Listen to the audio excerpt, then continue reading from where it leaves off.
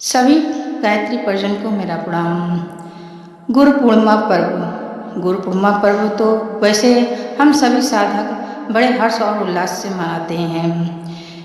अत्यंत ही प्रशंसा और खुशी होती है जब गुरु पूर्णिमा पर्व आता है। और गुरु पूर्णिमा पर्व किस लिए मनाया जाता है, उसी पर हम थोड़ा आज प्रकाश डालेंगे। गुरु के प्रति असीम श्रद्धा समर्पण के भाव को अभिव्यक्त करने का पर्व गुरु पूर्णिमा पर्व होता है। जिन्होंने सारे विश्व को महान ज्ञान दिया, उन परम विद्वान वेद व्यास जी का अवतरण आषाढ़ पूर्णिमा को हुआ। इसीलिए इस पूर्णिमा को गुरु पूर्णिमा के साथ व्यास पूर्णिमा भी कहा जाता है।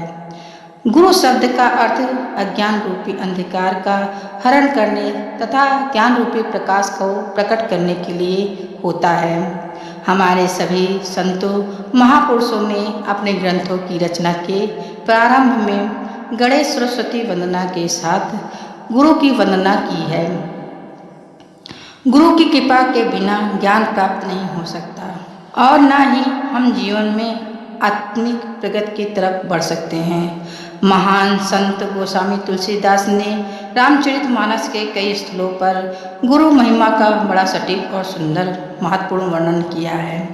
मानस के प्रारंभ भाग में ही वे लिखते हैं, बंदो गुरुपति कंज कृपा सिंधु नर रूप हरि महामूतम कुंज जासु वचन रवि कर निकर। अर्थात मैं सदगुरु के चरण कमलों की वंदना करता हूँ, प्रणाम करता हूँ, जो कृपा के समुद्र और नर रूप अर्थात मानव देह में साक्षात हरि है।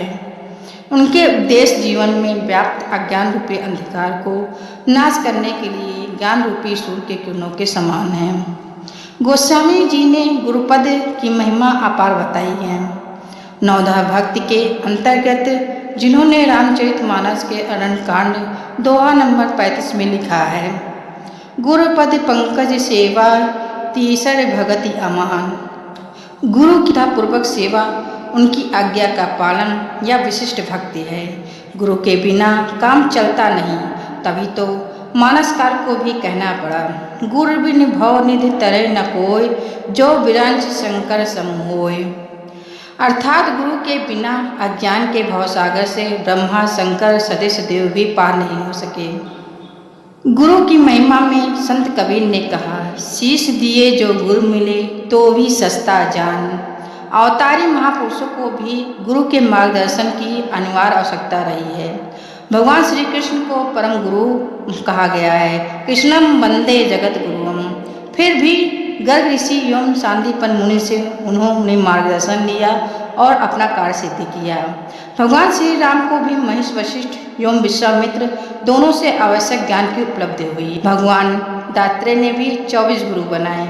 मनुष्य यदि आध्यात्मिक क्षेत्र में प्रवेश करता है तो उसको गुरु की विशेष आवश्यकता होती है। गुरु के बिना वह आध्यात्मिक ऊंचाइयों को नहीं प्राप्त कर सकता। हमें गुरु के वचनों का पालन करना चाहिए एवं गुरु के उपदेशों को श्रद्धा के साथ हृदय में धारण करना चाहिए। गुरु हमारा कभी भी अहित नहीं कर सकता, उसकी कठोरता भी हमारे हित के लिए ही होती है। वर्तमान प्रसंग गुरु पर्व गुरु पूर्णिमा का है, तो परम पूज्य गुरुदेव की दिव्यता महानता की दिव्य स्मृति हृदय में घनीभूत हो उठती है। उन्होंने करोड़ों परिजनों को लोभ मोह के बंधनों से निकालकर सेवा समर्पण श्रेष्ठ पथ पर अग्रसर किया है।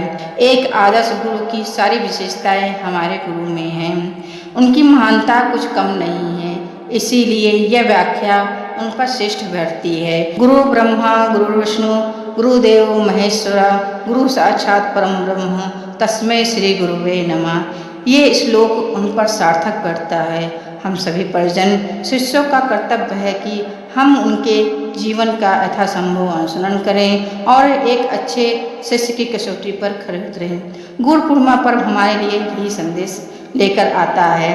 गुरु पूर्णिमा पर्व पर हम सभी गुरुओं को प्रणाम करते हैं।